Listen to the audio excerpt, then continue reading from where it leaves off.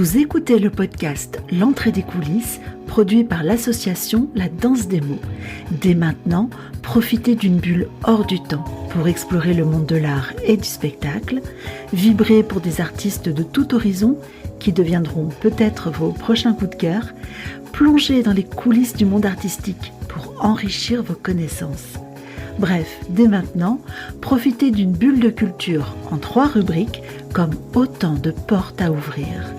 Je suis Isabelle, artiste et médiatrice culturelle, et je serai votre guide dans les coulisses.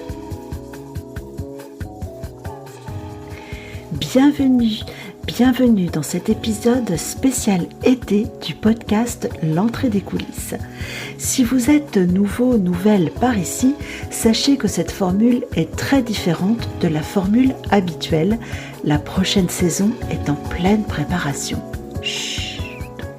Et si vous êtes des oreilles déjà un peu plus habituées à notre podcast, eh bien vous le découvrirez sous un angle nouveau en attendant la nouvelle saison. Je vous propose d'écouter l'équipe de la compagnie de la Danse des mots qui produit ce podcast vous interpréter des extraits de textes. Ces textes sont mis en musique et ils sont complétés d'une brève présentation pour en avoir un peu plus dans les oreilles. Si je vous dis Sidonie Landois, remariée au capitaine Jules-Joseph Colette, qui est leur fille ? Oui, vous avez raison, c'est elle. C'est Sidonie Gabrielle Colette, plus connue sous le pseudonyme de Colette. Femme de lettres, actrice, journaliste, Colette est née en 1873 et morte en 1954. C'est la 2e femme à être élue à l'Académie Goncourt en 1945 et aussi la première femme en France à recevoir des funérailles nationales. Dans quelques instants, je vais céder la parole à Magali de la compagnie La Danse des mots et Magali va vous lire un extrait du roman Sido. Sido, c'est un roman autobiographique daté de 1930 dans lequel Colette évoque ses souvenirs d'enfance, son entourage familial et la fameuse Sidonie, sa mère. Alors on pourrait parler longuement de toute la littérature de Colette, mais ce n'est pas du tout le propos de ce podcast. Je vais donc céder la parole à Magali. Elle va vous raconter comment elle a choisi ce texte et puis elle va aussi vous en lire un magnifique extrait. Alors pourquoi ce texte ? Eh bien plutôt que de dire pourquoi ce texte, je dirais plutôt pourquoi Colette ? Eh bien parce que c'est un personnage, une personnalité que je découvre lentement, au fil du temps et des lectures. Parce que son écriture est sensorielle, sensuelle. Parce que ses mots sont des mots qui me touchent. Parce que ça m'évoque des couleurs, des sons, des odeurs, des goûts. Et puis parce que derrière ces évocations du passé, c'est la femme qu'elle est devenue, qu'elle cherche à approcher et à comprendre. Et en ça, elle m'interpelle, elle m'appelle. Et donc pourquoi ce texte précisément, Promenade de l'aube, qui est un extrait d'un recueil de souvenirs, donc Sido, publié en 1930 ? Eh bien, je ne sais pas. Car en fait, pour être totalement honnête, j'ai demandé à une amie qui m'est chère et qui me connaît bien, et dont vous connaissez vraisemblablement la voix si vous écoutez régulièrement les podcasts de la compagnie, car il s'agit d'Isabelle. J'ai donc demandé à Isabelle de choisir un texte pour moi. Et c'est celui-là qu'elle a choisi. Alors pourquoi ?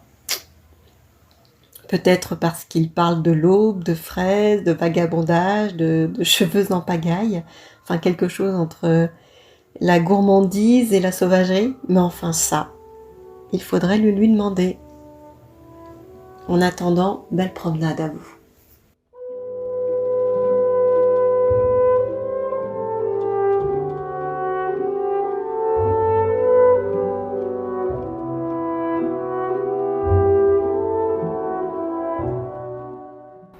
Été réverbéré par le gravier jaune et chaud, été traversant le jonc tressé de mes grands chapeaux, été presque sans nuit, car j'aimais tant l'aube déjà que ma mère me l'accordait en récompense.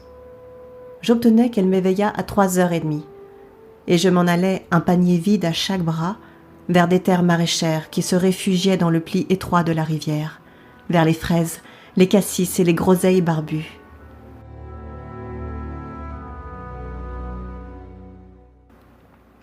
À 3h30, tout dormait dans un bleu originel, humide et confus, et quand je descendais le chemin de sable, le brouillard retenu par son poids baignait d'abord mes jambes, puis mon petit torse bien fait, atteignait mes lèvres, mes oreilles et mes narines, plus sensibles que tout le reste de mon corps.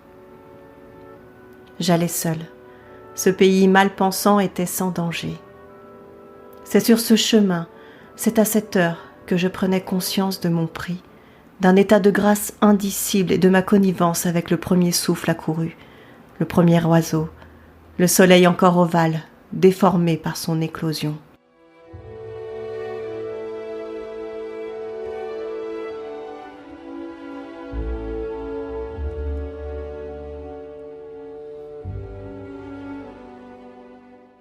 Ma mère me laissait partir après m'avoir nommé « beauté, joyau tout en or ». Elle regardait courir et décroître sur la pente son œuvre. « Chef-d'œuvre », disait-elle. J'étais peut-être jolie. Ma mère et mes portraits de ce temps-là ne sont pas toujours d'accord. Je l'étais à cause de mon âge et du lever du jour, à cause des yeux bleus assombris par la verdure, des cheveux blonds qui ne seraient lissés qu'à mon retour, et de ma supériorité d'enfant éveillé sur les autres enfants endormis.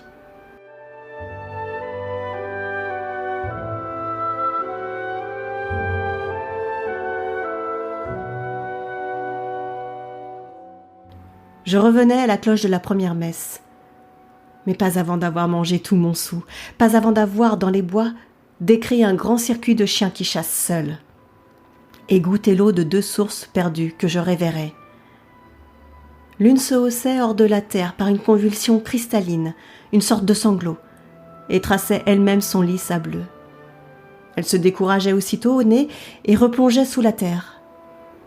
L'autre source, presque invisible, froissait l'herbe comme un serpent. Cette allée secrète au centre d'un pré où des narcisses, fleuris en ronde, attestaient seuls sa présence. La première avait un goût de feuilles de chêne, la seconde de fer et de tiges de jacinthe. Rien qu'à parler d'elle, je souhaite que leur saveur m'emplisse la bouche au moment de tout finir, et que j'emporte avec moi cette gorgée imaginaire.